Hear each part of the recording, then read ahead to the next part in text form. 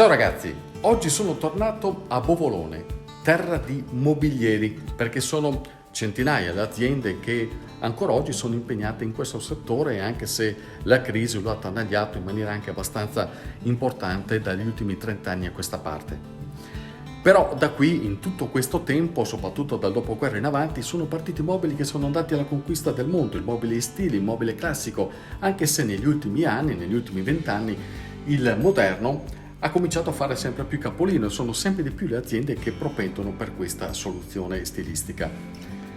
Ogni azienda è una storia. Ogni storia è un racconto di passioni, di sfide, di sofferenze, di successi.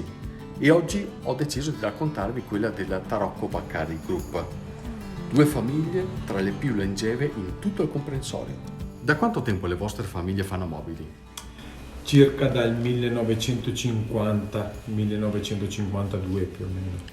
E sono le più longeve a Bovolone? Assolutamente sì, sono rimaste le famiglie più longeve nella zona di Bovolone e anche limitrofa. Come mai siete rimasti gli unici ad essere così longevi? Perché non c'è più il cambio generazionale, non penso che ragazzi giovani che portano avanti la tradizione del mobile classico non ci sia più. Vi preoccupa questo? Preoccupa per i nostri figli forse, perché sono lavori che sicuramente lavori tradizionali che non potranno più avere un seguito, sarà tutto una cosa automatizzata e industriale. Non c'è più spazio per la creatività artigianale secondo te, Giordano? Penso proprio di no, penso che non ci sia più spazio perché appunto la manualità non si trova più, la manodopera, specialmente quella italiana, non si trova più. Alla fine allora, che cos'è che distingue se c'è questa meccanizzazione, questa industrializzazione, questa precisione nei tagli? Cos'è che fa la differenza? Dov'è che si vede l'abilità artigianale? L'abilità, penso che sia comunque la tradizione di aver imparato comunque dai nostri genitori a costruire un mobile, capire di come va costruito un mobile e i particolari, tante cose che comunque fanno sì che sia comunque un mobile ancora artigianale, anche se saranno comunque fatti più industrialmente. Anche il mercato è cambiato, perché un tempo la domanda era soprattutto interna, poi il mobile anche qui a Bovolone è esploso e è andato all'estero. È ancora così? Sì. Sicuramente il mercato è più estero che comunque più che nazionale. Quindi avete dovuto impegnare anche voi in uno sviluppo, in una ricerca, cioè dove trai le ispirazioni per creare delle linee nuove? L'ispirazione comunque è quella che vedi andando in giro per l'Italia e per il mondo.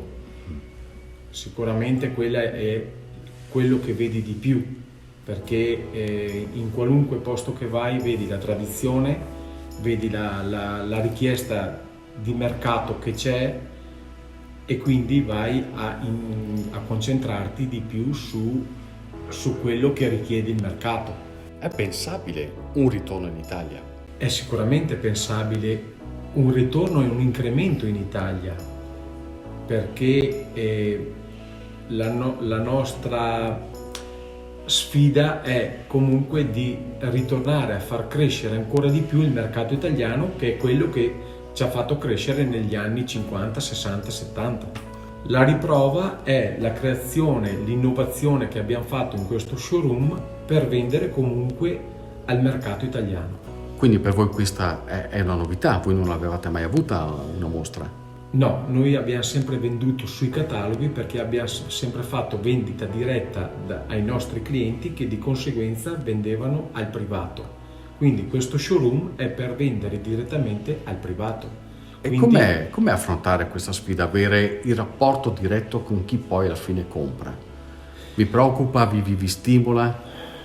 Sicuramente mi stimola, perché comunque andare direttamente nelle case dei nostri clienti finali è la cosa che comunque sarà la più stimolante, perché il cliente che viene da noi compra e vede direttamente la fabbrica, non va direttamente dal negoziante che non vede com'è la produzione della cucina, della camera da letto, del soggiorno, del divano, di qualunque cosa.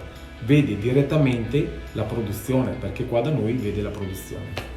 Quindi vuol dire un po' aprire anche le vostre porte del laboratorio, tra virgolette. Sicuramente sì, un cliente che viene qua, noi magari non andando direttamente dentro perché magari non è permesso, però comunque sicuramente gli posso far vedere la produzione. Perché avete voluto questa showroom? L'ho voluto perché per andare comunque direttamente in casa del privato con delle cose che prima non facevamo solo indirettamente, per andare a toccare direttamente la casa del privato, del cliente finale. Tu che generazione sei? Io sono la seconda generazione. Ci sarà una terza? Sicuramente penso di sì, anzi lo spero che sia la terza generazione dei miei figli, che comunque vedo che cominciano a far qualcosa. I miei figli e comunque quella del mio socio anche, perché anche lui ha un figlio. Che cosa vuol dire resistere? Cioè, mi spiego, il mobile da almeno 30 anni a questa parte è, non dico costantemente in crisi, ma sicuramente non attraversa momenti semplicissimi. Perché continuare a investirci?